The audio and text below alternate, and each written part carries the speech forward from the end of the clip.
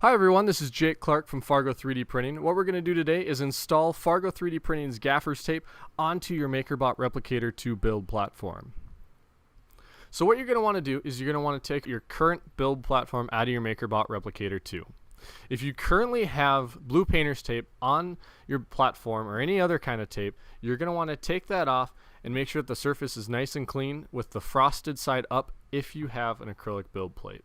Next, you're going to take your Fargo 3D Printing Gaffer's tape, cut the end open, and then there will be two pieces of Gaffer's tape inside the packaging. What you'll do next is you'll take your build platform as well as your Gaffer's tape end, peel that off, peel the backing off the Gaffer's tape, line the end up with the horizontal end of the platform. You'll notice that there's also horizontal lines in the acrylic. You'll want to line that up as you're putting down the Gaffer's tape.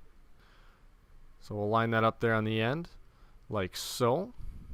Then we'll take a credit card, in this case a key card, and we're going to run that along the Gaffer's tape so that we get all the air bubbles out of the Gaffer's tape. If we have air bubbles in there, it'll actually cause misprinting. So we're going to keep pushing that down until we get to the end, and it'll line up perfectly on the end. So now you'll notice a gap in the middle. That's fine. Don't worry about that. That's normal. Once we're done with that, we'll put it back into the MakerBot and get 3D printing again.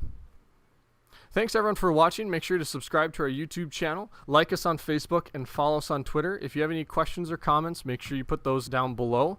Otherwise, for Fargo 3D Printing, this is Jake Clark. Make sure you get printing, stay printing, and change the world.